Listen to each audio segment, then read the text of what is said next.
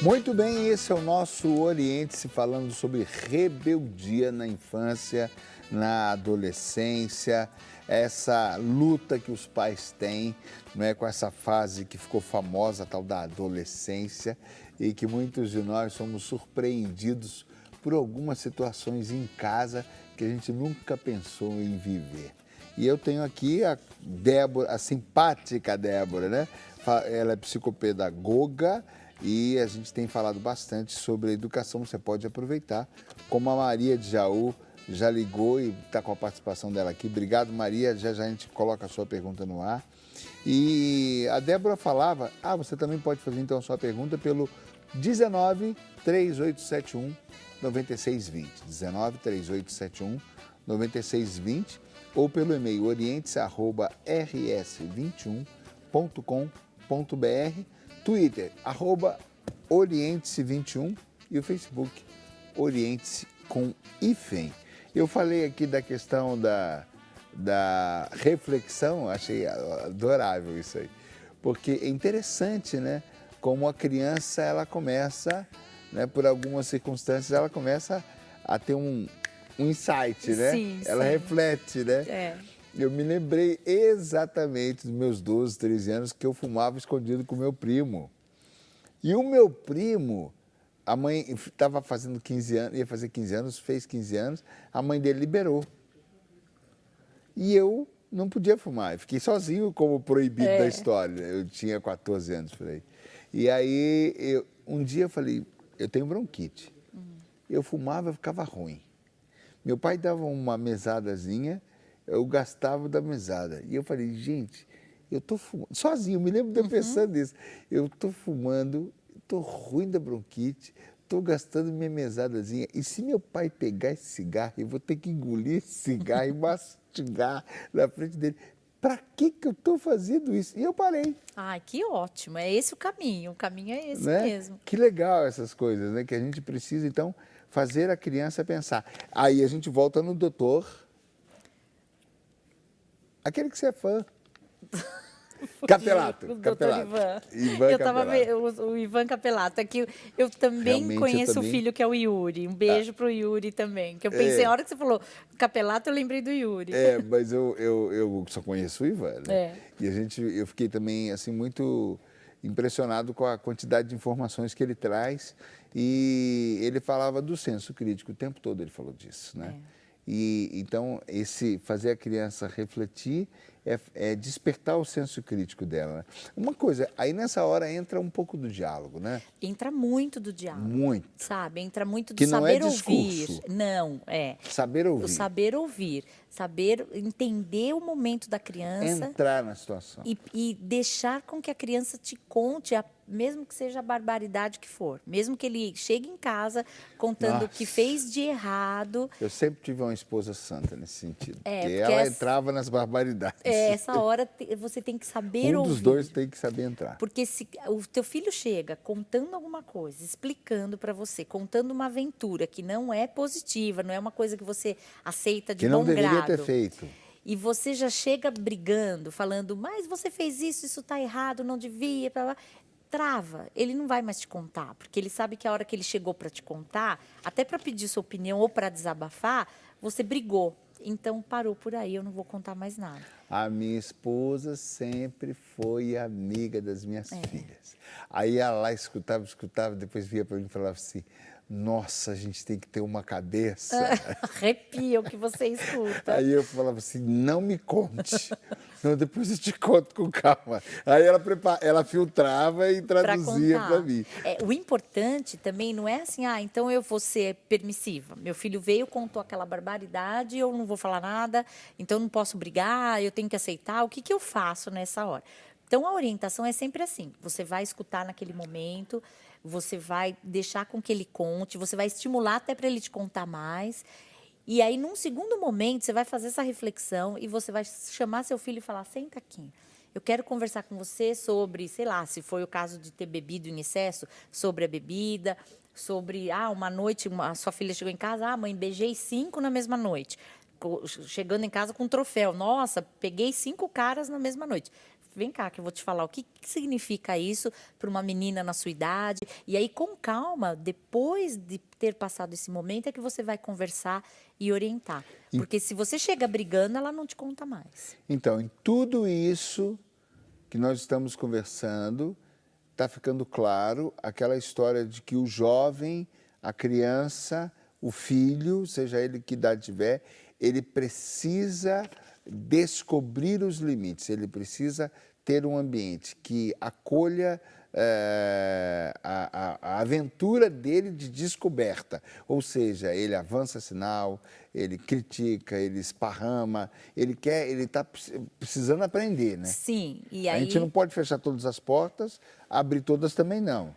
Porque você tem que preparar para a vida, não é? E a vida é bem isso. Eu sei, mas para destacar isso, é importante que a criança tenha essa possibilidade. Sim, é muito Sem isso, importante. ela não aprende.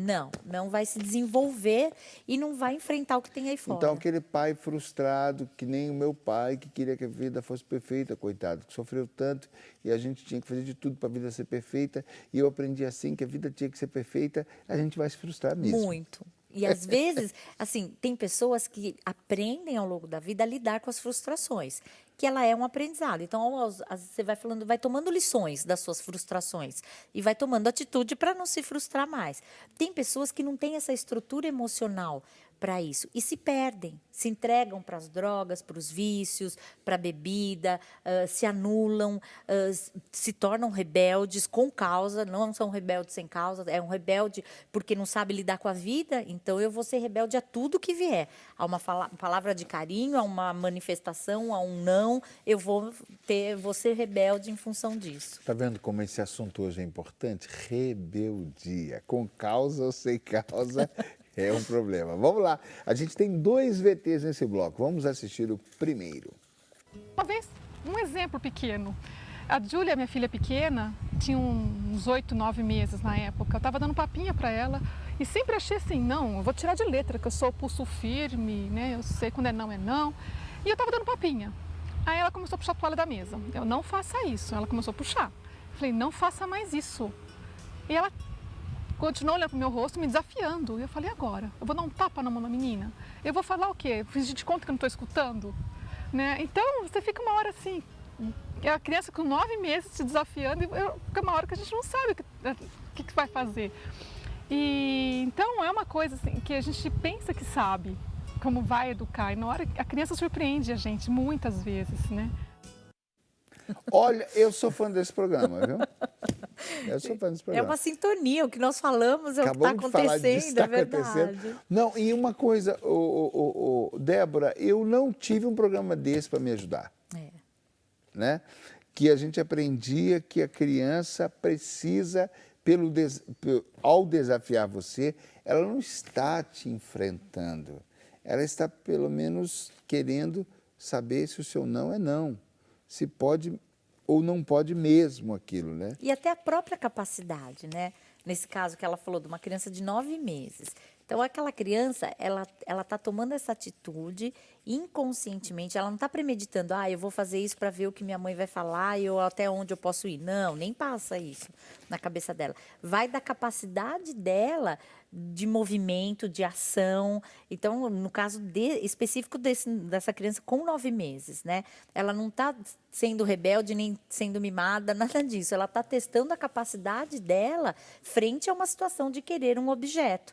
Até que ponto onde eu posso ir, e esse não que a minha mãe está falando, o que realmente quer dizer. Então, nesse caso, uma criança de 9 meses, só falar o não dá resultado. Você tem que tirar da mão da criança. Uma criança, eu nem diria de 9 meses, mas até os 2 anos aí, talvez mais, a gente incentiva ela a fazer as coisas erradas porque é bonitinho.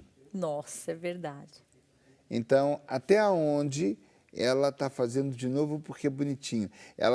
Porque as crianças elas são inteligentes, elas têm um cérebro também, a criatividade delas, e elas criam novas artes para continuar sendo agradáveis aos pais, ou não? Sim, acontece, sabe muito isso com o quê? Com palavrão. A criança às vezes solta um palavrão, vem aquele tio que é todo solto, que é todo alegre e fala, nossa, dá risada. Aí a criança repete o palavrão. Aí o tio, nossa, fulano, vem ver, fala aqui o que você acabou de falar. E aí aquela festa, aquela criança falou 5, 6 vezes o palavrão, todo mundo achou lindo. Aí num outro contexto, essa família está de repente numa festa de aniversário, aonde um palavrão não vai soar nada bem para ninguém, nem para a criança e nem para os pais. A criança quer chamar atenção, quer fazer uma graça. O que ela vai fazer? Soltar um palavrão. Ela vai soltar o palavrão. Aí a mãe vai ficar constrangida, o pai vai ficar roxo, aí vão bater na criança. Mas de quem que é a culpa? A culpa não é dessa criança, porque se ela tivesse falado assim, sei lá, o carro é bonito, e todo mundo tivesse tido a mesma reação, que graça que você falou, tio, vem ver, repete, o carro é bonito, nessa festa ele ia falar o carro é bonito. Ele não ia falar o palavrão. Então, é essa percepção que os pais têm que ter nessa hora da educação. A observação é importantíssima. Então, tem a criança que vai mudando de fase, de percepção, de capacidade, de iniciativa, e tem o pai que tem, e a mãe que tem que acompanhar. Evoluir. Que ela mudou, não está mais com 6 meses, não está mais com 2 anos. As coisas estão mudando, né? A gente tem que ir acompanhando, porque aquilo que se fez uma vez, como era no princípio, agora e sempre, a mim, na educação não funciona. Não é verdade. Porque a criança, à medida que ela vai crescendo, principalmente hoje, com o acesso que essa criança tem na televisão, na internet, nessa globalização, toda essa gama de informações, ela precisa, de repente, ela testa tudo isso. E os pais têm que ter essa atualização, ele tem que estar atualizado, ele tem que estar percebendo tudo isso. Então, nesse foco, a rebeldia, ela não é também um pouco, então, daquela resposta que eu não tenho? Eu volto nessa história, porque a gente está acabando de dar um exemplo bem fácil. Ela não entendeu. Ela falou, foi bonito. Falou, foi agredida. Falo ou não falo? E aí fica aquela situação que ninguém explica e só briga dali para frente e ela fica com aquela insatisfação naquele assunto, não fica? Eu vejo assim, a rebeldia ela vem no contexto onde as coisas não são claras e definidas. Isso. Então, eu preciso experimentar tudo isso. Eu preciso saber tudo isso. A criança multiplica as iniciativas, Sim, então? Sim, porque aí eu vou contra isso, contra a tua ordem, contra a tua opinião, né? Principalmente na adolescência, eu vou contra a tua opinião, às vezes não porque eu tenho uma opinião própria, nem é isso. Às vezes eu quero te atingir e ver a tua reação. Então, eu, filho, vou negar isso que você está me falando, não porque eu tenho um propósito.